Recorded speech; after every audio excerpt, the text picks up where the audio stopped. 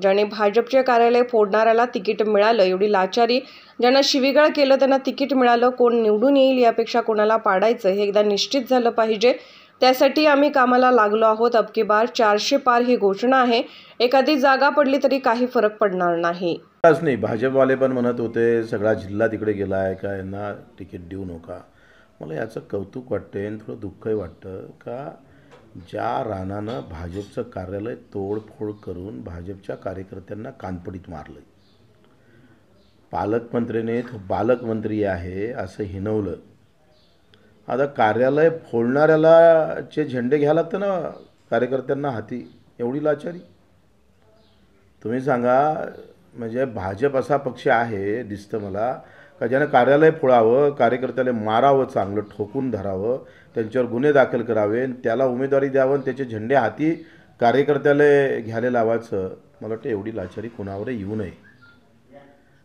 कार्यकर्त्यांच्या मनाची किंमत, त्यांच्या स्वाभिमान कुठलाही ठेवल्या गेला नाही. वरिष्ठ नेत्यांनी तो पार धूळ करून पुरा सत्यानाश करून टाकलेला आहे. आमचं तर पांटप्रिय आमची स्वतःची, आम्ही कुठेही जाणार, कुठेही लावणार.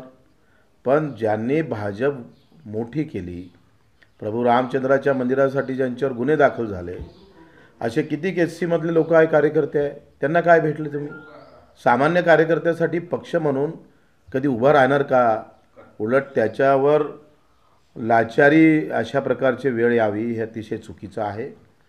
आणि मला वाटते हे आमच्यासाठीच नाही तर भाजप कार्यकर्त्यासाठी मोठा घात आहे.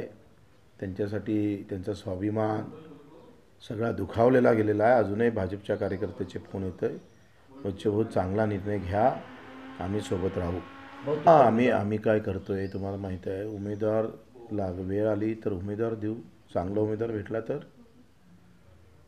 नाही तर मग चांगल्या उमेदवाराला पाठिंबा देऊ. दोन गोष्टी आहे. इथं संविधानही वाचवायचं आहे, कारण कोर्टात केस चालू असताना उमेदवारी जाहीर होणं, आणि दुसऱ्या इकडे छत्रपतीचा स्वाभिमान आम्हाला जिवंत ठेवायचा आहे. अमरावतीकर याचं निश्चितच भान ठेवणार.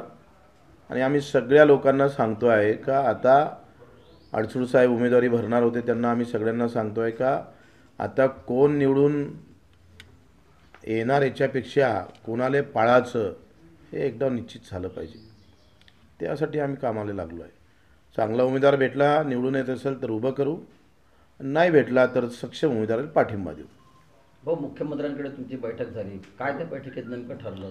आता बैठकीचे विषय संपलेले आहे. आता मुख्यमंत्र्यांनी आम्हाला दिव्यांग मंत्रालय दिलं आणि म्हणून आमचं त्यांच्या प्रती अजूनही आमच्याजवळ आदर आहे. त्यांच्याप्रती राणा जरी काही बोलला, मतदारसंघात येऊन खोकेवाला आमदार आहे, सत्तेत राहायचं, सत्तेची पुरी आम्ही पाहतोय मजा लुटाची, निधी आणायचा, आणि आमच्यामुळं सत्ता आली म्हणून पुन्हा खोकेवाला म्हणून बदनामी करायचं. वास्तविक बच्चू कडून खोके घेतले असते ना तर एखाद्या पार्टीत, तुझ्यासारख्या एखाद्या पार्टीत जाऊन पुन्हा चमचेगिरी करून प्रत्येक वेळेला वेगवेगळ्या पक्षाचे तिकिटा पाठिंबा आम्हाला घेता आला असता. ते चमचेगिरी बच्चू कडून केली नाही आयुष्यात. पैसा आमच्यासाठी महत्त्वाचा नव्हता.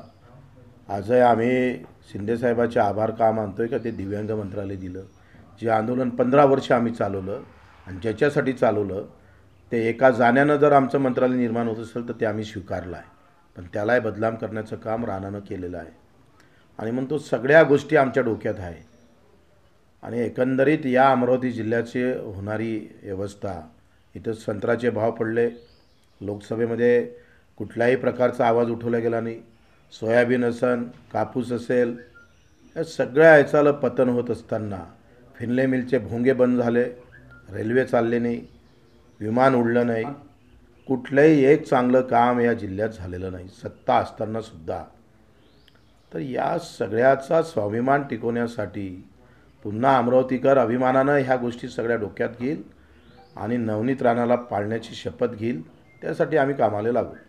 हो, नवनीत राणा यांनी असं आवाहन केलं की महायुतीतील जे घटक पक्ष तुम्ही असाल किंवा साहेब असेल मी त्यांना हात जोडून विनंती करते की व त्यांनी आता मोदीजींना 400 पार करण्यासाठी आणि मला आशीर्वाद द्यावा असं त्यांनी काल सांगितलं. मला वाटते मी त्यांना भाजपच्या कार्यकर्त्यांना विनंती करतो का मोदीजींना अबकी बार 400 के पार म्हटलं आहे, त्याच्यानं 300च पाहिजे. मोदीजीचं सरकार याले त्यांना एक अमरावतीची सीट गेली तरी चालेल ना. स्वाभिमान टिकून ठेवा, दाखवा अमरावतीकर आम्ही अमरावतीकर आहे म्हणून. हा पंजाबराव देशमुखांचा जिल्हा आहे, गाडगेबाबाचा आहे, तुकडोजी महाराजांचा जिल्हा आहे. हा अभिमान बाळगून अमरावतीकर समोर आले पाहिजे. जिथं लोकशाहीचं पतन रोज केलं जातं ज्या उमेदवाराकडून, त्या उमेदवाराला आता घालवलं पाहिजे. ही खऱ्या अर्थानं अमरावतीकरांनी स्वीकारावं. भाजपच्या चाहत्यांनी पण आता 400च्या वर जर सीटा जात असेल तर एक सीट जाऊ द्या ना. कार्यकर्त्यांनी सुद्धा मला वाटतं या भूमिका घेतल्या पाहिजे आणि एक दमदार पाऊल समोर टाकलं पाहिजे. नवनीत राणांनी म्हटलं की एक